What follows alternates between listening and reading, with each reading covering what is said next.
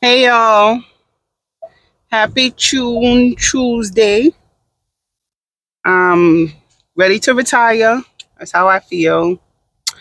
I got a physical. My iron is low. That explains side note. When I first moved to the suburbs, I was in an apartment. I lived in a co-op and you put the garbage down the chute in the compactor room and the custodians they take care of it. When I moved into a house, I put my garbage out the night before. So if garbage pickup was on Tuesday, Monday night, I put out my garbage so it could be ready. The raccoons and tore up the trash, right? They tore up the trash so much it woke up the whole goddamn neighborhood. So I was like, oh, you can't do that here. There are animals, right? There are animals out here. We cannot do that. I'm driving by and a house was recently sold and it's garbage day and I see a trash toe up and I was like, welcome to the neighborhood. You can't put your trash out the night before. We got animals here. That just threw me off. I found that real cute. Things you learn when you thought you knew a place. You've been what were we here like 7 years? Never knew that we had like animals that go through trash because I'm a city slicker. But anyway, I had posted this on my social media. I was very hot about it. I took some time to one, get more information, get my thoughts together, and really see motives and stuff behind this to see if this was just for clout because that is a thing or if this is real. Keke Palmer filed a restraining order and full custody, physical custody or full custody of her 8-month-old son. There have been stills released from like a ring cam in home camera of him to what it looks like physically assaulting her and all of this stuff. And now the mother came out and spoke. Kiki's mother came out and spoke, and then she released text messages. Apparently, this has been a thing. It's not new. This has been a thing, and this has been a thing before she even had the kid. Before she even got pregnant, this was a thing. I even read somewhere that she had posted herself in a bikini because she was losing the baby weight, or yeah, bikini, two piece, and he slapped her both sides of her face. Her face was swollen. This abuse was a thing, according to what's put out there. I don't like to victim blame. I don't victim blame, but I am a person that accepts consequences for actions. And let me explain. I say all the time, you can't control anybody. You shouldn't control anybody. You shouldn't force anybody to do anything. You should not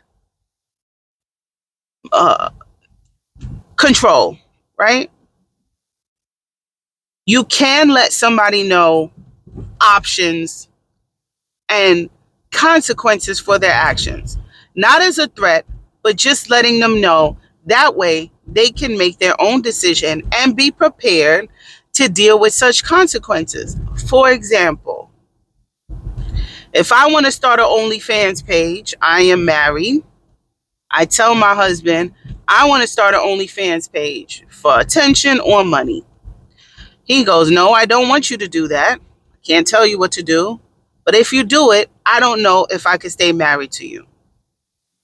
Others might see that as a threat. It's not a threat to me. It is a consequence for your actions. I now have two options. Still do it anyway and risk him leaving, or say it's not worth it. Whatever attention or money I'm going to get from the OnlyFans, it's not worth it and don't do it. That's a consequence for an action. He can't use that. He can't use him leaving as a method to control me because I still have an option, right? That's what I mean. So apparently, doing some very mild Google research, it seems like she had left and went back. Now, when it comes to domestic violence situations, I know it can be very hard to leave. Men or women are manipulative, narcissistic, controlling. Insert description here. However, when you leave as a victim and you go back, you are now putting other people's lives in danger. Because if you have a friend like me, or even my daughter came to me and said, Mommy, this person I'm living with, man or woman, because let's be clear, the lesbians have very high rates of domestic violence because they're both women and they easily put their hands on each other. This person I'm living with is physically hitting me, yada, yada, yada. I'm crashing out. As a mom, I'm crashing out. We got to go. You tell me. If you tell me, that means you want to leave and you need help. I'm crashing out. Let's go. Either you leave or he leave in a body bag. I'm crashing out. Just make sure there's money on my books so I'm not eating pussy for ramen, and I'm crashing out for my kid. Even my friends. One of my friends comes and tells me their man is beating them. If you tell me, that means you require assistance to leave, and we're crashing out. We're riding out. Okay? Give me my Vaseline. Wigs coming off. Boots are going on. Murder gloves are going on. If you're from Brooklyn, you know what the murder gloves are. Let's go. When and where? You need me to pick you up? I already got dummy plates. Do I need to put the dummy plates on the car? We need to ride out? Let's go. But if we do all of that and you go back, you can't talk to me again. You can't talk to me again. Because I risked it all for you. You cannot tell me you're going back. I cannot find out that you're going back. And as sad as it is, if you're my friend and we do all of this for you to leave and you go back, I can't have you in my life no more. It's too painful. It's too painful. I cut people off. I don't know if it's a good trait or a bad trait, but I have to cut them off. I have to protect myself and my peace. No, we crashed out for you. You go back, I can't be a part of it. You're putting my life in danger because that motherfucker's going to hit you again or he's going to kill you. Love is blind and it ain't over your mind. What you think is love is truly not. You need to elevate and find. Love is blind. Remember that Eve song? Her friend went back and he killed her. That's not fairy tale. That's motherfucking real life. I can't. I got to go. I'll love you from the sidelines and I'll put positive thoughts and healing that he will change and it will all work out. But I have to go. I have to leave. I want to say a victim because I fought that motherfucker. I was in a relationship where a man hit me. He hit me. He punched me across the face because I found out he was cheating. He didn't slap me because I was bigger than him. He punched me and bloodied my nose and puffed up my lip. And I got up, locked the doors, took one of them fancy Wall Street umbrellas with the little metal stick at the end, and we went to town. Oh, we went to town. Oh, we was fighting. So I can't say that I'm a domestic violence victim because I wasn't a victim. He hit me. We went to town. I called my mama. I said I cannot go back there because we will fight. I left. I called my mama. My mama went and got my stuff. And that was the end. I never talked to him again. I never contacted him again. It was done. Oh, you gonna try to control me with your fist? Two things are gonna happen if I stayed with him. He was gonna die or I was gonna die. Nobody, no, no, somebody was going to die. I don't, I don't do that, right? That's me. So I don't say I was a victim because I wasn't a victim. This nigga hit me. We fought, and we only stopped because one of our neighbors banged on the door and said, "If you guys don't stop, I'm gonna call the police." And I said, "Bet." Got in my car and I left. I was gonna keep fighting, but I didn't want to fucking deal with the police. I didn't want to deal with all of that. He had got enough jukes and jabs already. He learned his lesson. I could go. So if you go back, you can't be in my life no more. You can't. So I say this to say Keke left and she went back. There's text messages where there's a video of a doorbell camera of apparently Keke had left. She's with her mom. The baby's with her mom. He's at the door. And this is very reminiscent of Baby Boy, the movie. Like I said, I'm a movie buff, especially a black urban movie buff, where Yvette takes her car back from his house because he's all over the place with her car. She takes her car back, and she go, "That's my car, Jody." He go, "Well, give me the rims back. Give me all the money I put in for the car back." And she was like, "Just get out of here." And he's like, and the boy comes, "Daddy, Daddy, let me see my son." And she's like, "Just get out of here." And he's like, "You keeping me from my son." That's what niggas do. He was there for the car. They give a fuck about the son, and now is using the son as leverage. He goes there. Darius, Keke's baby daddy, goes there. "I want to see my son. Let me see my son." The mother is like, "You need to get out of here. I'm going to put a bullet in your head. You need to go. I need to see my son. I need to see my son." So apparently his mother texts Keke's mother after the incident and goes, "I heard you want to put a bullet in my son's head. I'm going to contact the authorities, yada, yada, yada." Keke's mother responds with, "You should be ashamed that you raised a son that fights women, coming and trespassing at my daughter's house where she pays all the bill." What? Now I knew he was a regular nigga, but you pay all the bills, Keke, and he's putting his hands on you. All of this so you could get a light-skinned baby? Why? Not you paying all the bills. Now I knew she was the breadwinner, but I didn't know she was paying all the bills. And he hitting you?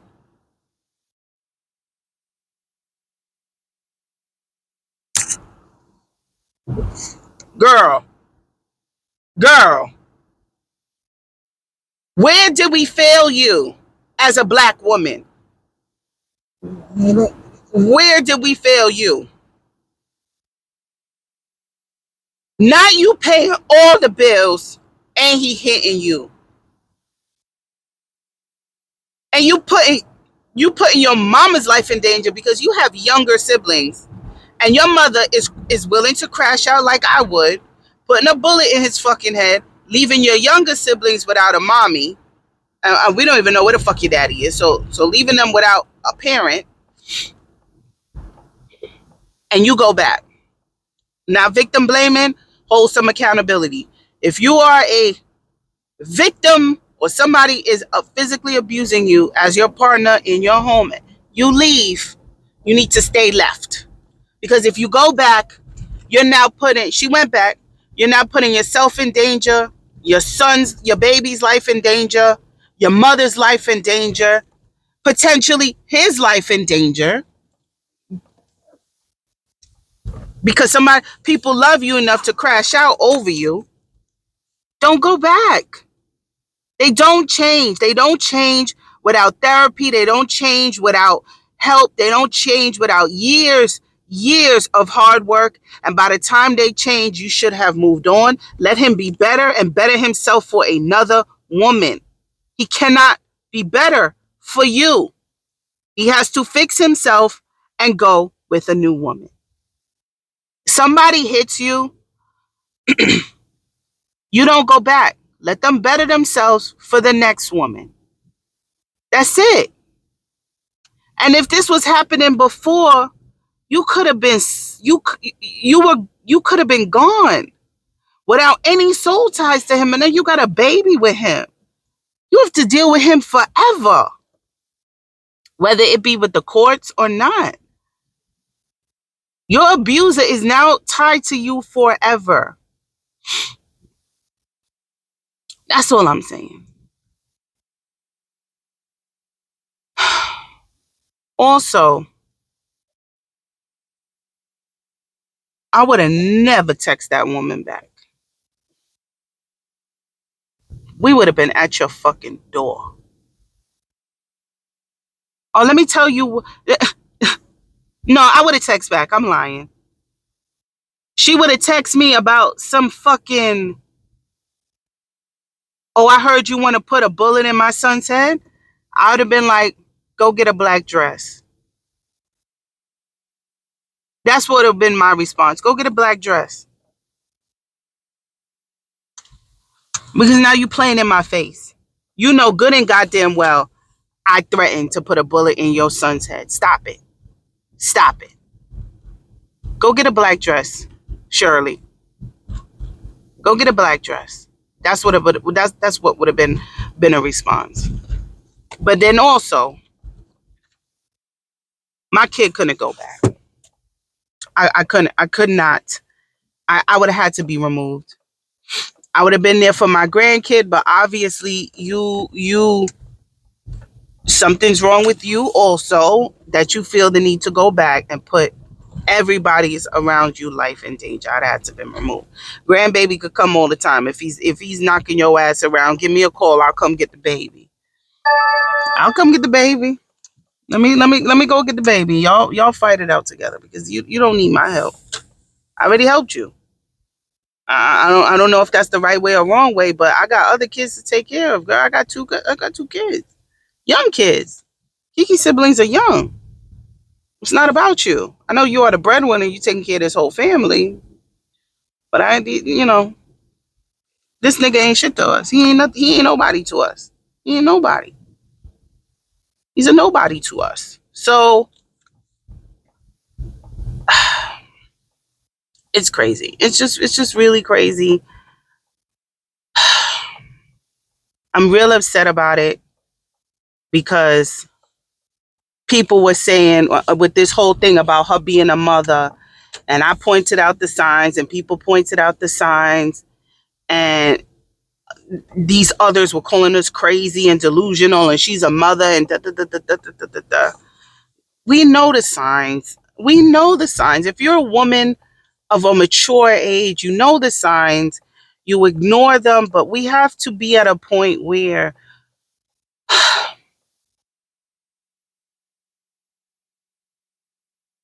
we have to stop ignoring the signs. And I understand seeing signs and seeing where they play out because you might be wrong. You might be wrong.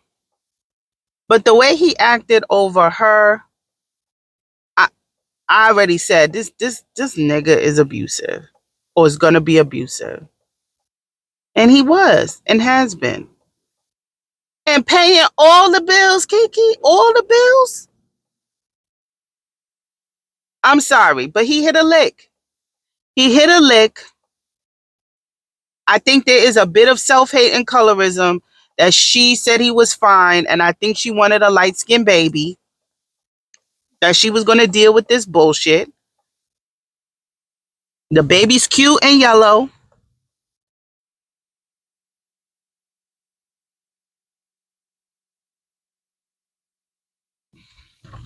Mm-mm. He hit a lick. He hit a lick.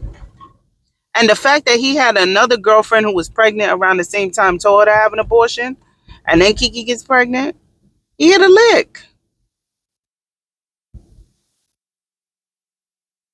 And yeah, she's paying all the bills. You have no sense of control. You want to be famous. She can't put you on. Kiki's an actress. She did the Killer and the Bee, but she ain't that girl outside of the Black Hollywood. She's not mainstream. If I said Keke Palmer at my job, no one would know who the fuck I'm talking about. Akil and the Bee was 25 years ago, and it was about a black girl at the spelling bee. I don't think the whites up here are checking for a movie about a black girl winning the spelling bee 20 something years ago. They don't know who Keke Palmer is. Keke Palmer is famous with us. She can't put that nigga on. Maybe a Tyler Perry movie. Maybe. His brother's an actor. He had a blip on the TV show Insecure, and Insecure was not even mainstream. It was on HBO, but it was not mainstream. It's urban success. I loved Insecure. I don't like the way it ended. That's another video. I don't like the way it ended. However, I get it. It's real life and it's not a fairy tale, and that's probably how the scenario would have worked out. That was the whole premise of the show Insecure. I don't like the way it ended because to me it wasn't a happy ending. It was a content. It was content, and that's life. That is life.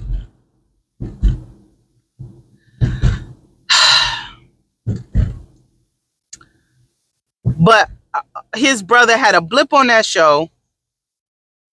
He's an claims to be a physical trainer, but out of work and Keke paying all the bills, and he hitting you out. That's neither here nor there. I'm just saying.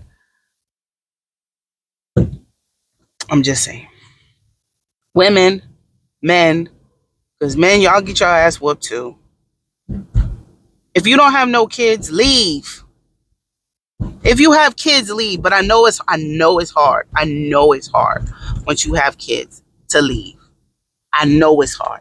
So before y'all even get there, leave. That nigga put his finger in your like this. Leave. He don't support you. He talk down to you. Try to keep your self-esteem low. Call you a bad mother if you got kids outside of the relationship. Leave. And don't think you're going to be single forever. That is not true. All them people on my 600-pound life are not single. Girl, eat that burger, be happy, and leave that nigga.